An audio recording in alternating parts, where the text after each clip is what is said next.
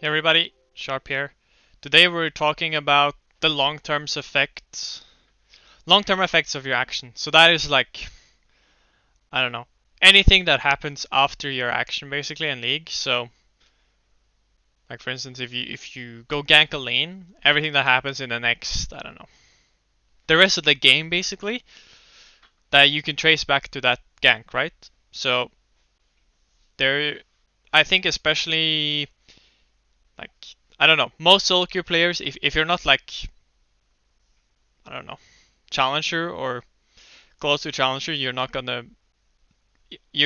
probably not thinking too much about this, but it's just basically how will this action or this inaction, so if I'm doing something or doing nothing, how will that impact the rest of the game basically, everything that happens after. So especially as a jungler, but also as laners, um, this is this is a really important concept to grasp and to not only to grasp and understand, but also think about during the game, obviously.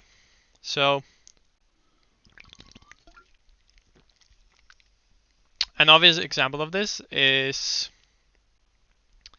when you're ganking, right?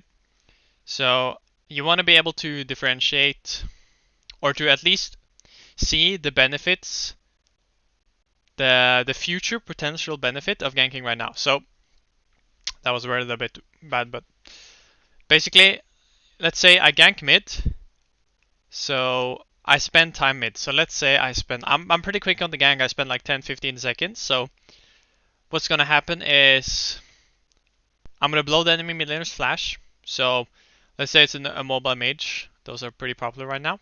So that means that this mage needs backup to get Prion now, because if I come again, she has no way of escaping, so she needs backup to take pressure, right? So that's key. And so for the next 5 minutes, she needs backup to get pressure, backup, or she needs to know where I am, or she needs to like not be able to win the 1v1 and all this type of shit. And she needs to be extra scared every time someone is fogging, because anyone can just flash on her now. So maybe my mid laner freezes the wave, so we get a freeze going. We chunked enemy mid, so we need to base, maybe blow his TP, and we also got the flash.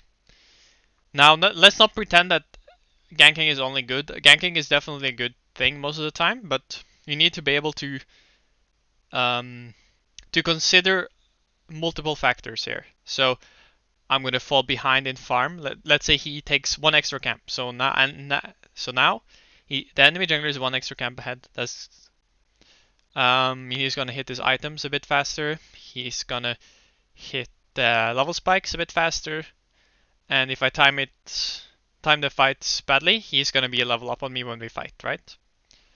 Um, Considering we fight when I'm like, I don't know, I need like half a wave to hit level 6 or one camp, and he's already there, right? So there's a time window where he's definitely stronger than me, this like irregardless of matchup almost.